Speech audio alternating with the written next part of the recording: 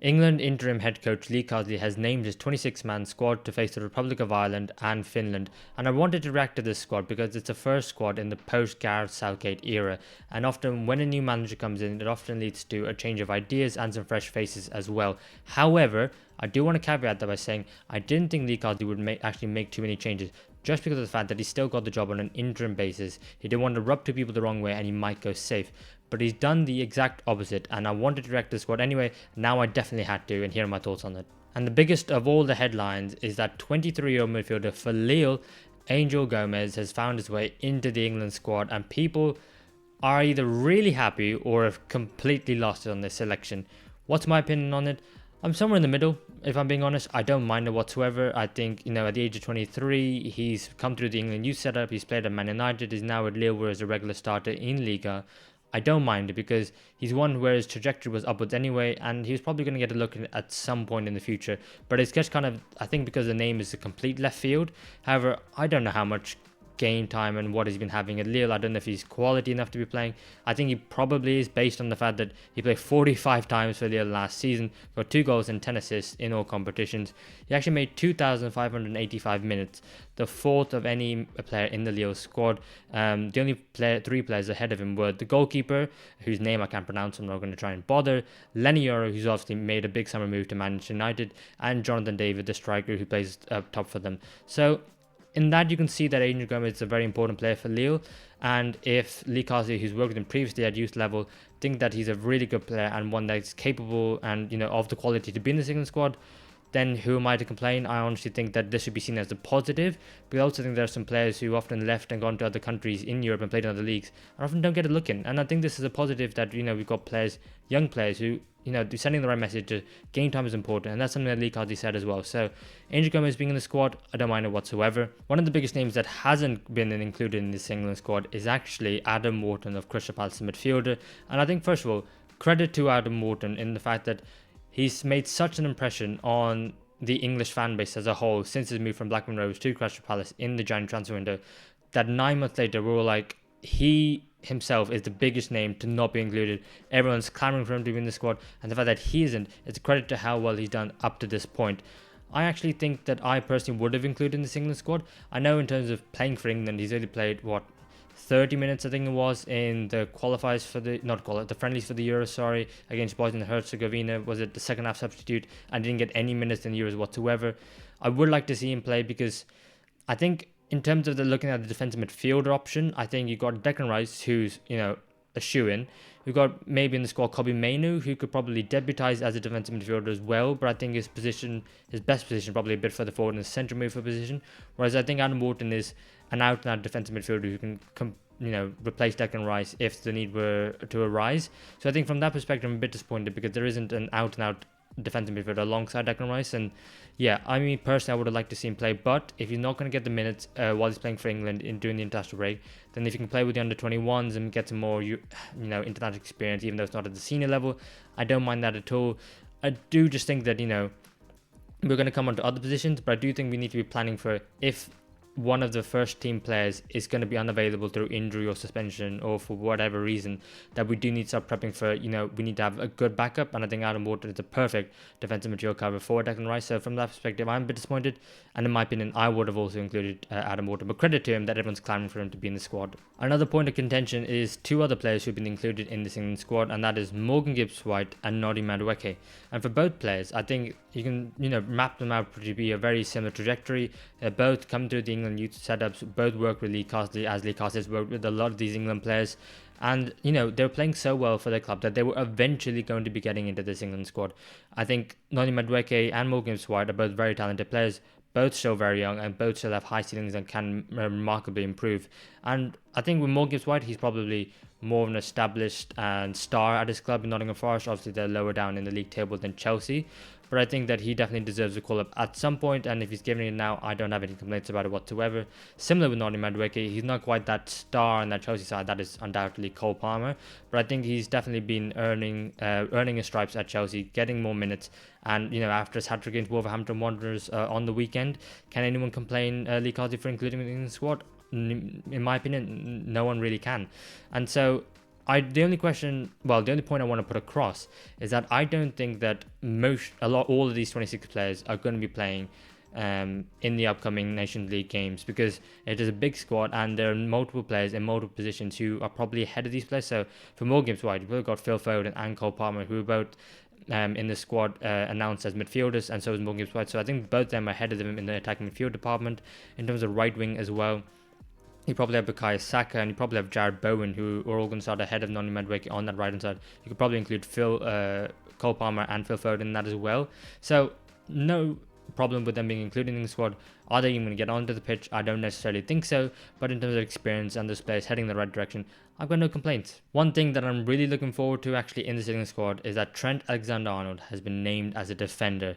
Thank God for that. Finally, Gareth Southgate constantly using him as a midfielder, and as we see with Trent's talents for Liverpool, his best position is at right back when he's got the freedom to move up and down the right hand side, maybe stay out wide and then maybe invert into the midfield when the situation suits it. And I think him being named as a defender, and Lee Carsely actually saying in his interview when he did the squad announcement that Trent Alexander-Arnold will be a midfielder, I think is big news, and I think it's going to look really good for England going forward. Because when you think about the other right back options, Kyle Walker's not included because Man City is still phasing him back from the Euros, so he hasn't played any minutes, which is understandable. Kieran Trippier has now retired from England duty, and credit to him because he's got a lot of stake. But when he came on to do a job for England, he never really disappointed, and obviously who could forget that free kick that he took for England.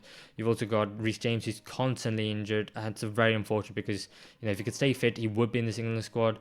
And then you've also got the issue of Ben White, who still unfortunately made himself unavailable for selection. It is one where now that Gareth Southgate and his assistant, more importantly Steve Holland, are no longer there, I did expect Ben White to make himself available, but clearly there's something more. What that is, no one really knows apart from Ben White in the England setup. So unfortunately, we've got to respect his wishes, but I would have loved to see Ben White play because I think he's in this England squad if he were to make himself available. But that means that Trent, Rico Lewis, and Tino Livramento. So Rico Lewis, absolutely. I think this season is going to be very crucial for England and Man City as well in the right back department. Is Kyle Walker being phased out of that Man City side, and England, is Rico Lewis ready to step up to the mantle? We've seen in the first two games that Rico Lewis has done remarkably well, and I expect him to play the third game and probably play most of the minutes in that game as well for Man City. And I think Livramento is taking the job as main right back for Newcastle United. But the thing that's really interesting me about Livramento is that he can also obviously play at left back as well. But England have had a whole host of issues. Luke Shaw still injured. It's such a shame because undoubtedly he's one of the best left backs in the world on his day. I'll go as far to say I think there's a real lack of talent at left back at the moment. But I think for England he does a fantastic job that no one else can do. Ben Chilwell obviously is fit at the moment, but just not being selected by Chelsea, and looks like he's going to be heading out the door for Enzo Maresca. And so I think we do need more depth and more talent at left back. So Livramento is definitely, in my opinion, going to be playing there, as well as maybe Levi Colwill, who's going to maybe pose as left back cover. Maybe Rico Lewis can play there as well, left back. I'm a bit disappointed that Lee Carsely didn't select a left-footed left back. Maybe the likes of, who's out there? Maybe Tyrick Mitchell at Crystal Palace. I maybe would have liked to have seen him being included in the squad. I think he's been good for a couple of seasons now. Now playing left wing back as well in that Crystal Palace side along for manager Oliver Glasner. He's taking more of an attacking role, so that would have been nice to see. Maybe a Lewis Hall for Newcastle. I think maybe potentially it's a bit too early for him. But yeah, definitely a left-footed left back is what I would like to see. But I think in terms of the centre backs, no issues. John Stones, Ezri Konsa, Harry Maguire, Mark Gay, Levi Colwill. I actually think that, in my opinion, it's probably going to be John Stones and Mark Gay. I think Harry Maguire, it's fine, he's back in the squad, he's an experienced international for England and he's never let them down. However, I do think that Mark Gay's performance at the World Cup were exceptional to the point where he's arguably one of England's top 3 players at the Euros. So for me, it's John Stones and Mark Gay absolutely at the back. And then another player a lot of people had an issue with being in this England squad is Jack Grealish. Has he earned his stripes? Does he deserve to come back in the squad after being omitted at the Euros? And left wing, just like left back, is a bit of a funny situation for England at the moment because there's not really a standout player in that position. So there's a couple of players fighting for it. I was disappointed, I think, when Gareth Southgate left Jack Grealish out of the Euro squad because I thought to myself, okay, you're not taking an experienced left winger because you're not taking Marcus Rashford, who doesn't deserve to be in the squad. You're not taking Jack Grealish, who doesn't deserve to be in the squad. So what are your options? Who are you going to play there? So you've got to take a leap of faith with someone who's got a little bit more inexperienced. Gareth Southgate obviously played Phil Foden there, and that turned out to be an absolute disaster, as we all found out. So this time, what I really want to see from Lee Carsely is Anthony Gordon and Erik Carsely, who I don't think his best position is out on the left wing. I think it's more in the middle. But I think the way he'll play is he'll probably take up the left wing position in defensive formations. And then when they're going forward, he's probably tucking a little bit more with an overlapping left back, which is why it's so crucial. We need a left-footed left back. So I think I want Anthony Gordon or Erik Carsely to be given a proper chance to say, this is my position, I'm going to establish myself. Because Erik Carsely definitely did that, I think, in the friendlies for England in the build up to the Euros, but then he wasn't given the opportunity in the actual Euros themselves, and Gareth Southgate went with Phil Foden. So Lee Carsely, just give, I don't mind who it is, just give one of them, or maybe both would be perfect, give them the opportunity to shine in this England side and give them the opportunity to nail down a starting spot in the England side. I think Jack Grealish, just because he's probably the most experienced and kind of maybe in form left winger, that's the only real reason why I can see Jack Grealish in the squad. There may be some potential for Morgan Rogers. I mean, he really put his talents on display when he played against Arsenal on the weekend, and I thought he was fantastic. He might have got himself a shout because Lee Carsely was actually at that game.